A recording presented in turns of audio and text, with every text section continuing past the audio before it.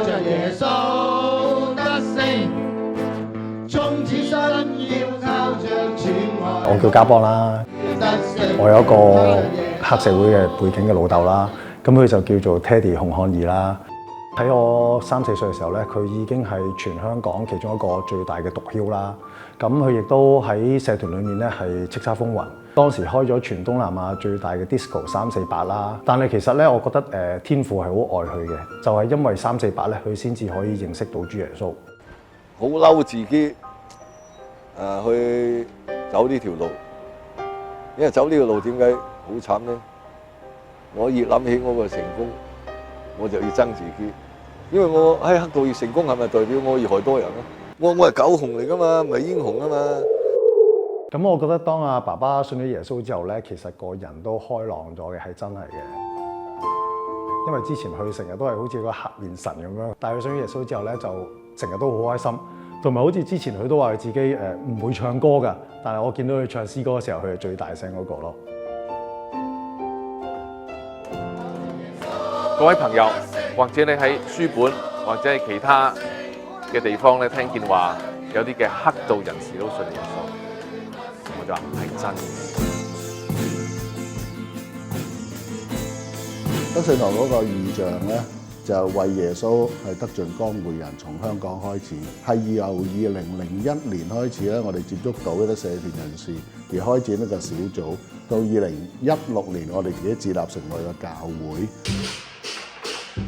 德聖堂咧，每年一次嘅春茗，希望佢哋能夠有機會咧，一年裏邊有一次係聽到福音。主耶穌基督得勝嘅名祈求，阿門。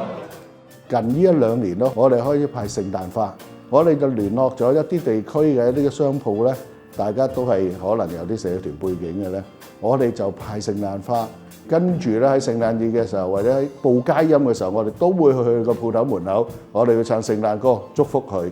俾佢感受到一樣嘢，原來耶穌都係咁愛佢哋嘅每一個人。年青嘅時候咧，曾經係邊緣青年啦。之後我就一個毒販，咁喺監房信主嘅。以前我哋所標榜嗰啲有情有義啊，喺呢度揾得翻。即係無論你係幾大哥又好，或者你幾兜踎都好，我哋都係尊重你，做翻個兄弟。即係我成日我自己心裏面有一句，我未能夠同你做弟兄，就同你做好兄弟。你有咩事我總喺你身邊。如果你覺得唔想行江湖，想行翻條正路嘅話，而又想有人幫你嘅話，可以透過耶穌，透過我哋德聖堂可以幫到你。生命係可以改變嘅，只要你揾啱人幫你，只要你揾啱個神幫你。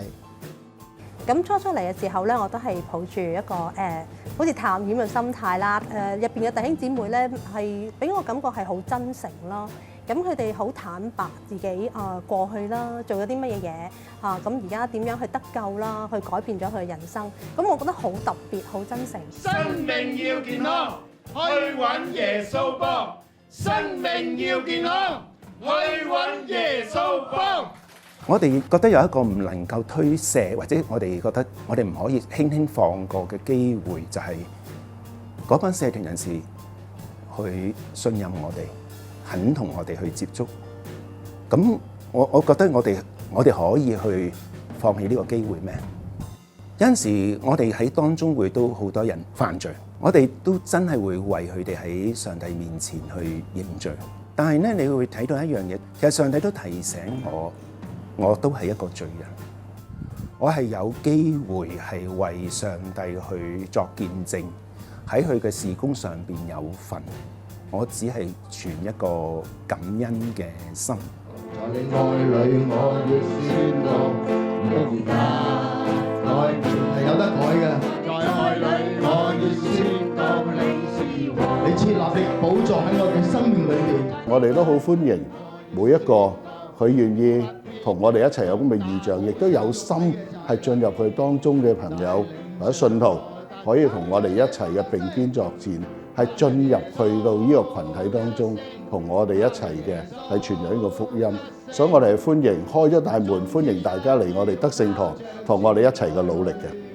得勝，靠着耶穌得勝。